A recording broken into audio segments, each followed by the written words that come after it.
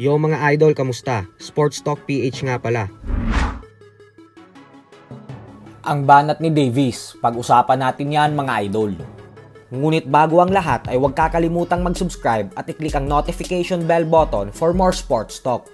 So muli nga pong nagkabanatan ng may init na salita ang dalawang undefeated fighters na sila current WBA Lightweight World Champion Gervonta Tank Davies at ang top contender na si Frank Martin sa ginanap na final press conference kanina lamang, 3 araw bago ang kanilang sagupaan. Katulad sa una nilang press conference ay muling nagkaroon ng dalawa ng diskusyon patungkol sa naging sparring session nila sa nakaraan. Nag-init po kasi si Davies matapos sabihin ni Martin na sinaktan niya daw si Davies sa sparring nila matapos niya itong matamaan ng solidong kaliwa. Bagay naman na itinanggi ni Davies at sinabing wala naman daw nagawa sa kanya si Martin dahil hindi naman umanong malakas ang kamao nito. Bukod dyan ay lumapit pa si Davies kay Martin para sabihin na wala itong magagawa sa kanya sa gabi ng kanilang sagupaan ngayong linggo. At katulad umano sa lahat ng nakalaban niya, ay titiklop lang din daw itong si Martin sa oras na matikman nito ang bagsik ng kamao niya. Habang si Martin naman ay nangakong ipapatikim niya daw talaga kay Davies ang kauna-unahang talo nito sa kanyang buong professional boxing career. Siya umano ang nakatakdang bumakla sa napakalinis na undefeated record ni Davies. Makikita daw nating lahat kung paano matutulog at mananockout si Davies ngayong linggo.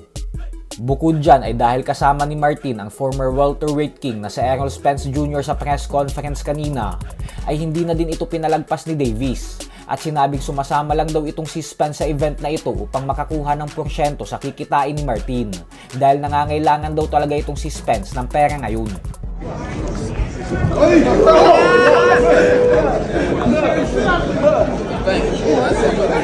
Sa kabilang banda naman mga idol ay 2 araw na nga lamang po at magaganap na ang laban ng ating pambato na si Prince Albert Pagara.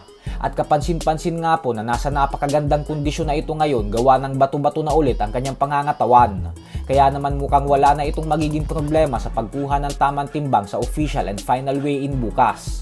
Makakasagupa niya ngayong darating na Sabado ang pambato ng China na si Akateljeta Yeljian, kung saan paglalabanan nila ang bakanting IBF Asia Lightweight Belt. Kaya naman wag po natin yan papalampasin. Samantala, muli nga pong bumanat ang Golden Boy promoter Oscar De La Hoya sa kanyang dating alaga na si current undisputed super middleweight world champion Canelo Alvarez. At ito po ang sinabi ni De La Hoya.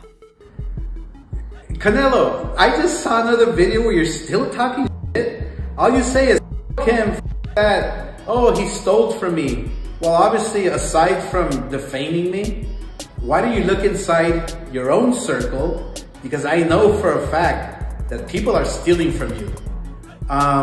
By the way, you lined my pockets, you made Munguia a shitload of money, all because you're afraid of David Benavidez.